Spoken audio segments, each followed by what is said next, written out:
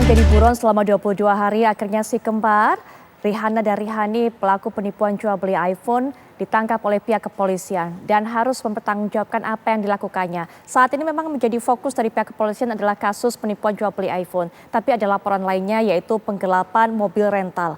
Dan ada temuan lagi dari PPATK yang kemudian dugaannya mengarah kepada tindak pidana pencucian uang. Kami bawa Anda untuk bisa memperdalam mengenai hal ini. Para narasumber nanti akan memberikan pandangannya, tapi saya akan bawa Anda juga untuk bisa mendapatkan informasi terkini yang terbaru dari Kompol Maulana Mukarom selaku Kanit 2 Resmo Polda Metro Jaya. Assalamualaikum warahmatullahi wabarakatuh. Selamat malam Pak Maulana. Selamat malam, Mbak.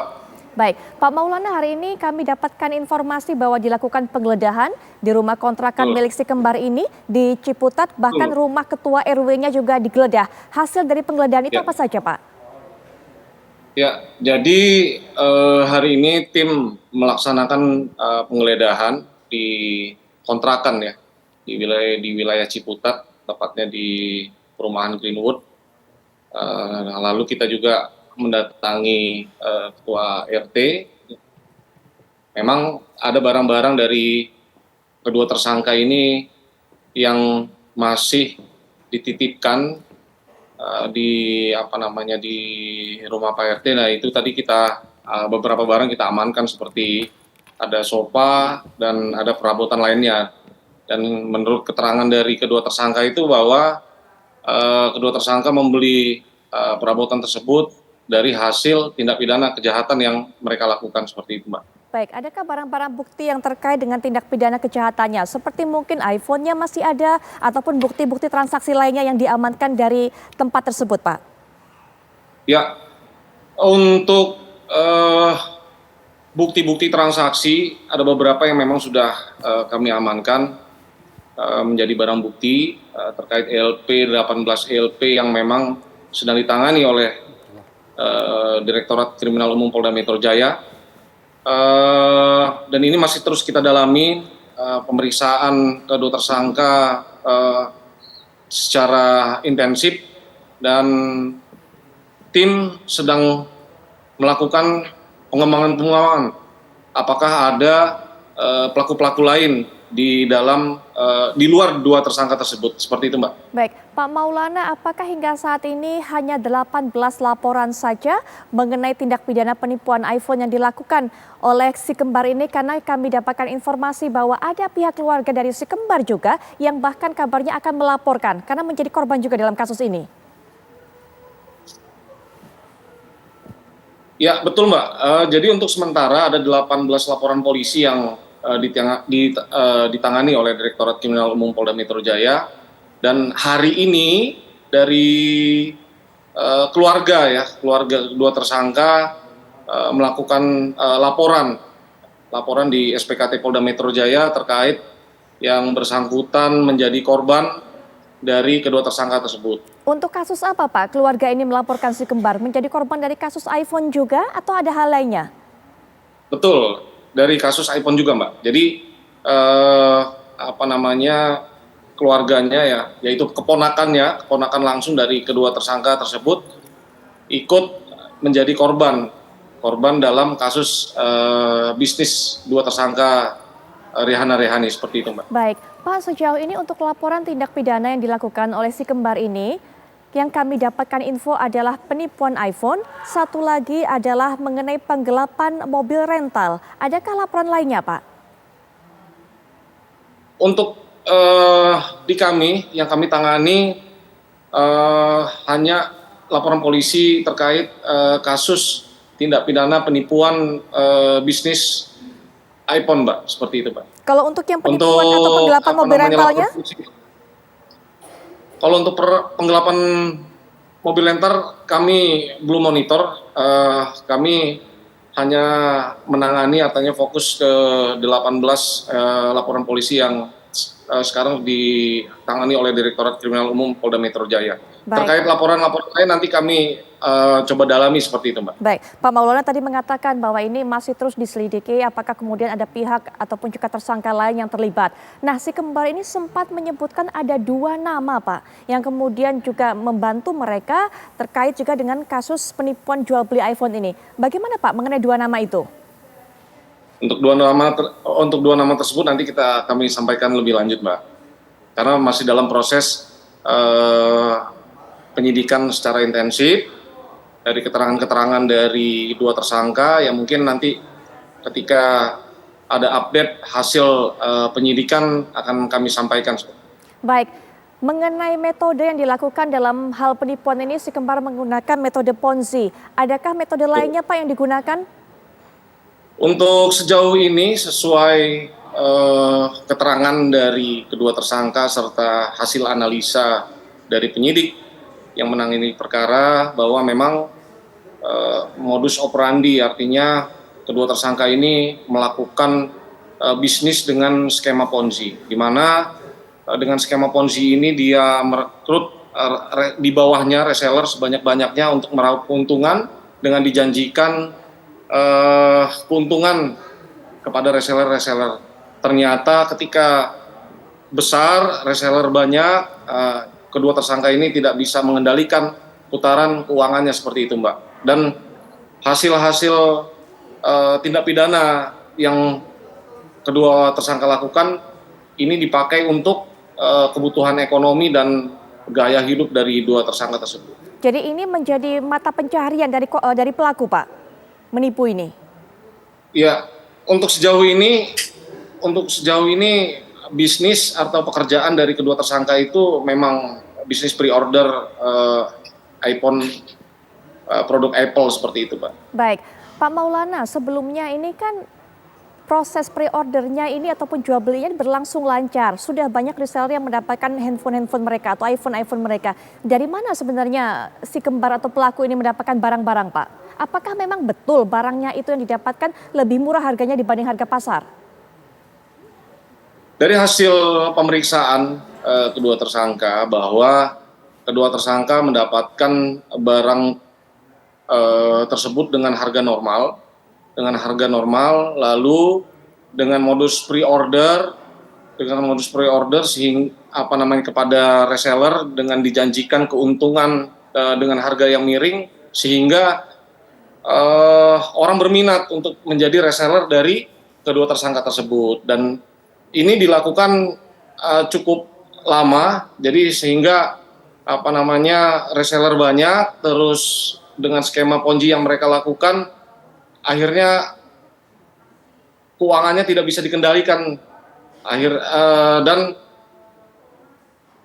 hasil dari tindak pidana kejahatan tersebut akhirnya untuk menutupi korban-korban yang komplain kepada dua tersangka tersebut. Seperti itu, Mbak. Baik, Pak Maulana, info angka terakhirnya kan adalah jumlah kerugian korban ini 35 miliar rupiah. Adakah kemudian perbaharuan mengenai jumlah angka kerugian ini, Pak? Ya, untuk sementara dari 18 laporan polisi ini kerugian 35M.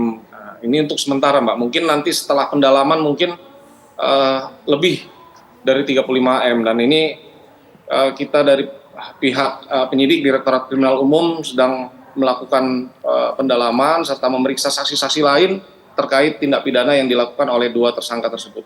Baik, Pak Maulana, pihak kepolisian kabarnya akan menggandeng PPATK untuk menelusuri hal ini lebih lanjut lagi. Dugaannya itu mengarah kepada tindak pidana pencucian uang, Pak. Bisa dijelaskan, Pak, mengenai hal ini?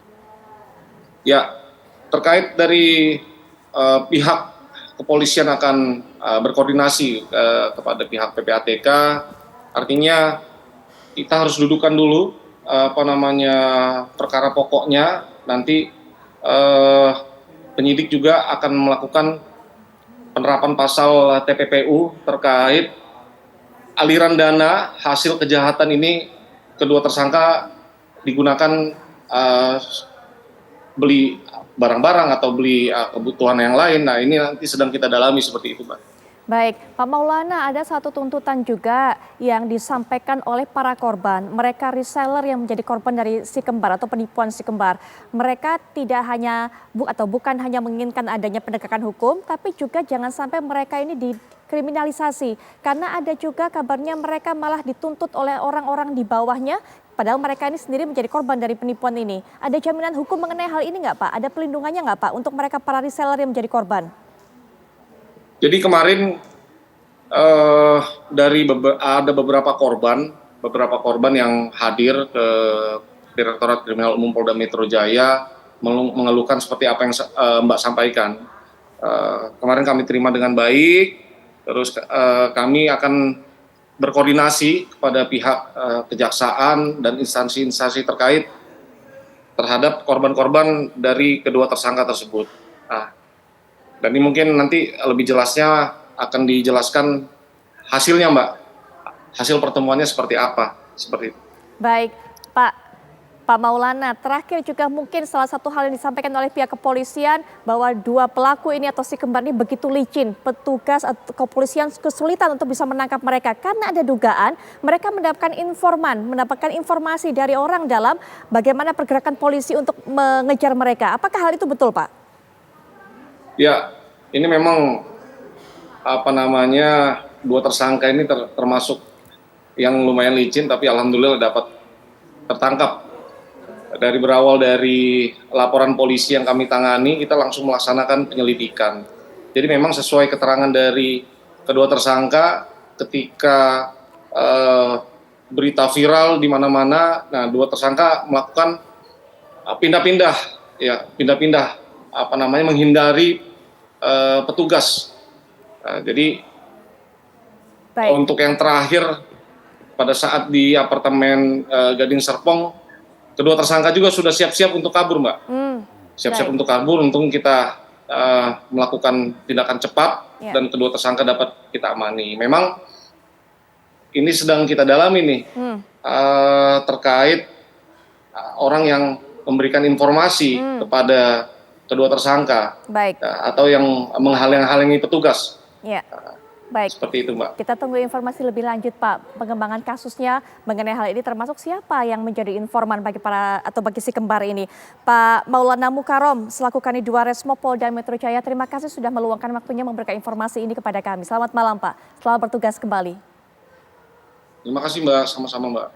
Baik pemirsa, kami akan soroti lebih dalam mengenai hal ini dengan para narasumber lainnya. Sudah bergabung kita dengan yang akan memberikan pengamatannya selaku pengamat kebijakan publik yaitu Pak Trubus Radiansyah. Assalamualaikum warahmatullahi wabarakatuh. Selamat malam Pak Trubus. Ya, baik, dan juga secara daring bergabung dengan kita yaitu pengacara dari pihak korban yaitu Bapak Odi Hudianto. Selamat malam Pak Odi.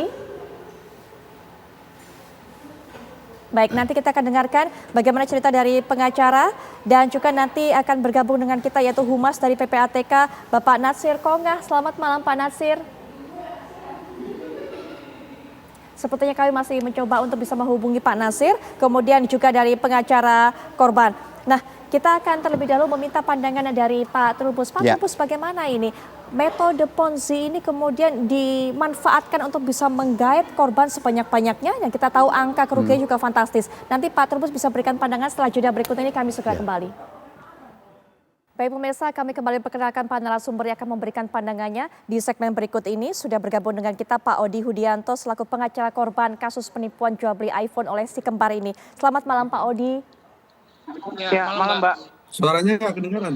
Baik, dan juga sudah bergabung dengan kita Bapak Natsir Kongah selaku Humas PPATK. Selamat malam Pak Natsir Kongah. Pak Natsir bisa mendengar suara saya? Ini baru kedengaran. Baik, kami coba perbaiki supaya Pak Natsir dan juga Pak Odi bisa mendengar lebih jelas lagi. Dan juga akan memberikan pandangannya bagaimana langkah kepolisian untuk bisa menelusuri hal ini. Irjen Pol Purnawirawan Arianto Sutadi selaku staf ahli Kapolri. Selamat malam Pak Arianto Sutadi. Selamat malam Mbak. Baik. Ya, nah kita akan mungkin dengarkan terlebih dahulu keterangan yang disampaikan oleh Pak Odi. Pak Odi, bagaimana Pak korban Bapak ini bisa terjerat skema Ponzi atau terjerat penipuan yang dilakukan oleh si kembar ini Pak?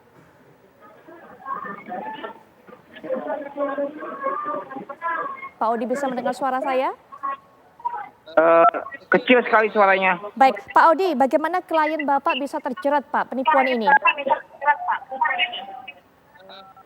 Kadang jelas, kadang kecil suaranya. Baik, kami akan coba perbaiki jalur komunikasi kami dengan Pak Odi. Kita akan minta pandangan dari Pak Natsir terlebih dahulu. Pak Natsir, mungkin bisa dijelaskan kepada kami bagaimana temuan PPATK mengenai mutasi rekening yang jumlahnya fantastis sampai 86 miliar rupiah, Pak? Suaranya hilang. Ya, sudah. Pak Natsir bisa mendengar suara saya? Suaranya hilang, Mbak. Nggak kedengaran. Pak Nasir, kami Iya, akan coba suaranya perbaiki nggak kembali. Apa kedengaran. Pak Odi sudah bisa mendengar suara saya, Pak Odi? Ya, Mbak. Iya, Pak Odi. Sudah. Baik, Ya. Pak Odi mungkin bisa diceritakan bagaimana klien Bapak terjerat kasus ini. Begini, Mbak ya. Pertama adalah bahwa sebenarnya kami kan semua korban. Tapi sudah ada satu korbannya yang jadi tersangka, begitu Mbak Putri. Jadi kalau kami menyampaikan bahwa penangkapan Rihanna Rus Kembar ini ya memang membuat kami senang karena menjadi jelas siapa pelakunya, begitu. Karena justru korban ini yang lebih dahulu ditetapkan sebagai tersangka dan sekarang sudah terdakwa dan sedang disidangkan di Pengadilan Negeri Tangerang, Pak, gitu. Baik, korban ini menjadi tersangka atas kasus apa, Pak? Sama, penipuan iPhone ini. Siapa yang melaporkannya, Iya. Pak, pada saat itu? Yang melaporkan adalah pembeli iPhone. Baik, Pembeli iPhone, ya istilahnya klien kami itu adalah cuma sekedar penampung uang iPhone yang langsung diserahkan kepada si kembar, gitu, Mbak. baik. Bapak, apa yang Bapak ingin sampaikan kepada pihak kepolisian mengenai hal ini? Ya, yang jelas bahwa kami kemarin waktu bertemu sama Kombes Hengki, kami bilang bahwa tolong ya kami minta perlindungan, jangan sampai korban jadi tersangka. Ini kan parah banget ya, udah uangnya hilang, badannya pun ditahan. Ini kan jadi bonyok gitu ya. Nah, itu yang kami harapkan. Baik, Yang kedua, kami minta bahwa segera perkaranya si kembar itu dilimpahkan di pengadilan supaya terungkap, Mbak, itu secara terang benderang maksud dan tujuannya gitu ya, tindakan yang dilakukan oleh si kembar ini, Mbak, gitu. baik. Baik, Pak Odi, terima kasih sudah meluangkan waktunya memberikan keterangan kepada kami. Selanjutnya kita juga akan minta keterangan dari Pak Nasir. Pak Nasir, mengenai transaksi ataupun juga mutasi rekening yang ditemukan oleh PPATK dari rekening kedua pelaku ini, Pak. Ya, terima kasih Mbak Putri Viola. Jadi PPATK itu berupaya untuk selalu hadir di tengah persoalan-persoalan yang dihadapi oleh masyarakat. Jadi ketika kasus ini merebak, kami langsung ikut turut andil ya, membantu proses penegakan hukum yang dilakukan oleh si duo kembar ini ya, terkait dengan pre-order iPhone. Jadi kami sudah meminta penyedia jasa keuangan khususnya bank untuk menghentikan transaksi, memblokir transaksi dari kedua tersangka. Nah, sejauh ini sudah ada 86 miliar ya dari rekening-rekening yang terkait dengan tersangka dan beberapa pihak lainnya senilai 86 miliar. Baik, Yang terpenting dari hal ini ya, kami Ya, berharap silakan, Pak. supaya masyarakat itu untuk terus berhati-hati lah ya dengan tawaran investasi ya, produk dengan harga yang tidak wajar ataupun dari pihak-pihak yang tidak memiliki legitimasi usaha yang jelas, misalnya tanpa izin, badan hukum dan lain-lain. Seperti itu Mbak Putri Viola. Baik Pak, mutasi 86 miliar ini mungkin bisa dijelaskan Pak, asalnya dari mana dana tersebut, kemudian ketika kemudian dipindah rekeningnya ini kepada rekening siapa, mungkin bisa dijelaskan Pak? Iya, jadi mutasi rekening ini selain ke rekening tentu dengan pihak-pihak lain. Dan secara teknis kami tidak bisa sampaikan di forum ini. Yang pasti hasil analisisnya kita sudah serahkan kepada penyidik dan kita terus berkoordinasi Mbak Putri. Ya. Pak, bagaimana dengan PPATK yang juga mengungkapkan adanya temuan setoran 500 juta rupiah kepada pihak ketiga, tapi mungkin nanti dijelaskan mengenai ini Pak. Untuk Pak Arianto tadi juga mungkin bisa soroti bagaimana kemungkinan polisi untuk bisa menelusuri juga kasus ini selain penipuan iPhone tapi juga mengarah pada TPPU Pak Arianto tadi. Ya, kalau menurut saya ini ya, kasus ini sekarang ini memang sudah merajalela di mana-mana ya. Jadi dalam hal ini saya kira polisi harus lebih waspada. Jangan menangani kasus ini seperti cuman penipuan biasa saja. Di lapangan sudah banyak sekali korban-korban yang dirugikan dengan pola-pola penipuan seperti ini. Dan itu korbannya sangat masif dan kebanyakan tidak terungkap. Makanya itu di dalam kasus ini kan kelihatannya yang simpel kan kasus cuman menipu, menjual handphone dan kemudian tidak dipenuhin gitu ya. Tapi karena korbannya banyak dan jumlahnya banyak dan transaksinya pasti rumit gitu ya. Karena itu kan mulai tahun 2021. Jadi harus punya taktik yang jitu ini polisi untuk menangani ini. Gitu.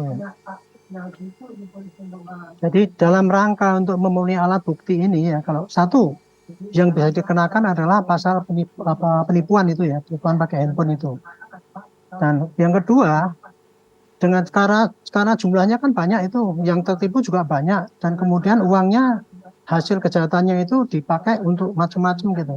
Itu udah jelas masuk dalam unsur pidana TPPU. Karena dalam TPPU itu sekarang diperluas. Kalau dulu itu TPPU hanya untuk mencegah uang hasil kejahatan dari narkoba, sekarang sudah masuk dalam bentuk-bentuk kejahatan yang di dalam pasal 2 itu dari A sampai Z, mulai dari korupsi, narkoba, perpajakan, pelacuran, perjudian, sampai penipuan, penggelapan pun masuk di situ. Jadi hasil pidananya termasuk kejahatan itu, sehingga itu bisa digait dengan itu.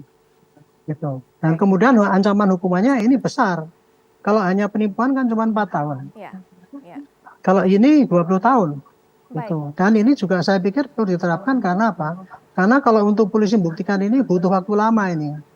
Supaya lengkap. Nah, supaya tidak kehabisan waktu, ya dicicil itu. Satu ini tangani dulu, ini dulu gitu ya, selesai. Nanti kemudian tangani lagi yang TPPU-nya. Dan kemudian karena korbannya masih, bisa saja satu korban ditangani, kemudian besok korban lain tangani lagi gitu. Jadi karena kan mungkin kita terbatas ya. Sampai di poin di situ dulu Pak Arianto, karena kita akan soroti yang Pak Arianto katakan kemungkinan ada beberapa tindak kejahatan tapi berpacu dengan waktu, Pak Trubus. Iya, menurut saya memang ini satu persoalan di mana lemahnya pemerintah dalam hal pengawasan ya. Karena mengenai Ponzi ini kan prakteknya sudah lama dan banyak terjadi berulang-ulang dan modusnya berbagai ragam. Tetapi pemerintah sepertinya hanya pada fokusnya hanya penegakan hukum yang sifatnya sesaat ya, artinya jangka pendek. Misalnya hanya itu soal penipuan belaka atau hanya TPUU atau kaitannya dengan penggelapan itu saja, tapi tidak pernah pada tataran yang bagaimana pencegahannya itu agar tidak terjadi lagi, tidak terulang. Harusnya kan ada kebijakan regulatif yang menekankan kepada publik agar memahami tentang adanya ponzi ini yang jenisnya sangat banyak, modusnya sangat banyak. Karena sejak diperkenalkan oleh Charles Ponzi itu sendiri kan di berbagai negara juga modusnya sangat beragam, dan kebetulan yang di kasus di Rihanna ini kan sebenarnya tidak sesederhana yang muncul di sini. Ini kan ada persoalan-persoalan di mana selama ini ada hal yang timpang di dalam pemerintah mengatur maupun memberikan satu pengendalian ya, agar masyarakat tidak melakukan ponzi dan setidaknya percaya kepada informasi-informasi yang tujuannya adalah membohongi. Ya, kemudian juga dan kalau yang kedua kita lihat pelakunya kan selalu cengengesan kita ditangkap, jadi dia sudah merasa bahwa hukumannya juga tak seberapa. Sampai di poin itu dulu terlebih dahulu. Hukuman tidak seberapa, nanti Pak Arianto tadi mungkin juga bisa berikan pandangan mengenai hal ini sehingga kemudian para pelaku juga tidak ada efek yang jera. Kasus ini kemudian dihukum atau pelaku dihukum, tapi ada kasus-kasus lainnya. Nanti juga dari PPATK akan menjelaskan mengenai apa yang sudah sempat saya singgung tadi. Ditemukan juga setoran 500 juta dilakukan oleh si kembar ini kepada pihak ketiga. Kami akan segera kembali saat lagi. Kita kembali lanjutkan perbincangan. Pak Nasir Kongah mengenai informasi yang disampaikan diungkapkan juga oleh PPATK mengenai adanya transaksi setoran dari kembar ini kepada rekening pihak ketiga senilai 500 juta rupiah. Apakah terkait juga dengan kasus penipuan iPhone ini, Pak?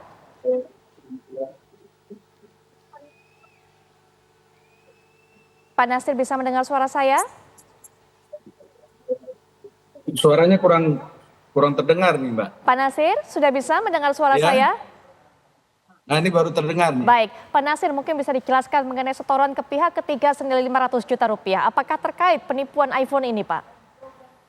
Ya benar, jadi ada transaksi setoran tunai yang diduga uang itu berasal dari tindak pidana penipuan yang dilakukan ya.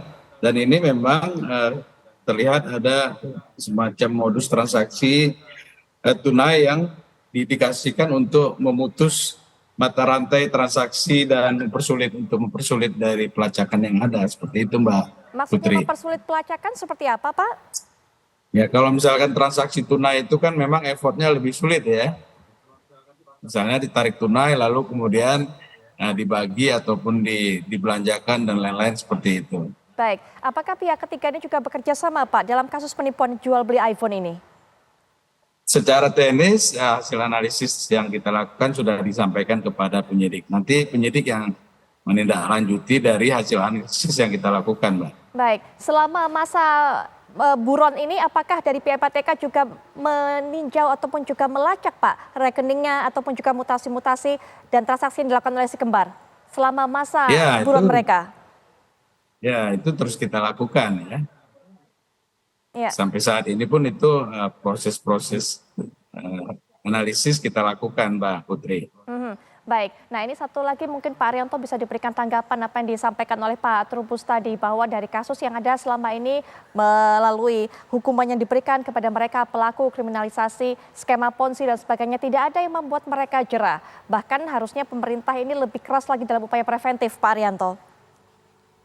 Ya memang gitu ya, pemerintah memang kewajibannya mengontrol seperti itu. Tapi sudah dengan adanya undang-undang TTPPU itu kita sudah terima kasih itu Bu. Kalau dia nanti sulit untuk membuktikan penipuannya ya. Ini kita gampang saja tinggal ngelihat dari aliran-aliran dana yang masuk TPPU. Ya, kemudian kalau memang mencurigakan dan itu termasuk dianggap itu hasil pidana dan kemudian dipindahkan, disimpan oleh orang dia. Itu udah otomatis masuk kok. Jadi nggak sulit membuktikannya itu. Dan hukumannya besar gitu. Ini merupakan salah satu langkah dari pemerintah untuk menangani tindak pidana orang-orang yang sulit untuk dikejar hasil kejahatannya itu. Jadi menurut saya bentuk-bentuknya seperti itu.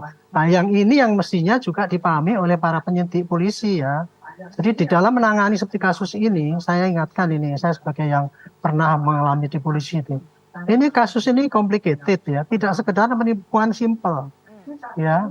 Dan jangan sampai itu tadi ya orang-orang yang misalkan di bawahnya si kembar ini hanya membantu menampung dari penjualan-penjualan itu, kemudian dia nggak ngerti ternyata kan ketipu. Dan kemudian dia nanti termasuk di dalam pelaku membantu. Nah itu kan nggak fair gitu. Baik, Pak Arianto. Makanya ini dalam menangani ini harus betul-betul dipahami. Dan yang kedua, yang berikutnya, polisi ya sebagai pelayan masyarakat sekarang tidak hanya memenjarakan orang ini, tapi kalau bisa mengembalikan kerugian orang itu. Baik, bagaimana kejahatan itu disita dan kemudian kembalikan kepada yang rugi-rugi itu. Itu sangat bagus tuh kalau menurut saya gitu. Kami pahami. Penutup mungkin dari Pak Trubus mengenai hal ini. Iya, menurut saya memang ini kebijakan pemerintah terhadap praktek-praktek ponzi ini memang harus tegas dalam hal ini bagaimana tidak sekedar penegakan hukum, tapi juga ada bagaimana sisi pencegahannya. Nah tentu karena hal ini kewenangan PPATK menurut saya itu harus dibuat kewenangan yang lebih lagi. Karena apa? Karena praktek-praktek dan modus-modus dalam hal ponzi ini kan ragamnya sangat banyak dan tidak sekedar melihat laporan mereka melaporkan bahwa ada aliran dana yang mencurigakan saja, tapi mungkin juga diberi kewenangan yang lebih bagaimana kemudian memutus itu kalau kemudian dicurigai gitu. Jadi dia bisa bertindak, jangan hanya sekedar melaporkan. Kan selama ini kolaborasi koordinasi antara PPATK dengan pihak kepolisian dengan ini seringkali lemah karena apa? Hanya pada sorotan kasusnya doang, tapi sejauh mana selama ini hubungannya dalam memecahkan persoalan-persoalan itu hampir nggak banyak terjadi gitu Mbak. Yang ada itu kecewa masyarakatnya itu gitu. Kita akan terus tunggu nanti bagaimana pengusutan dari kasus ini. Pak Trubus terima kasih sudah memberikan pandangan, dan berikutnya juga Pak Nasir. Terima kasih Pak Nasir sudah memberikan informasi kepada kami juga. Demikian pula Pak Arianto tadi. Terima kasih kepada para narasumber. Selamat malam. Wassalamualaikum warahmatullahi wabarakatuh.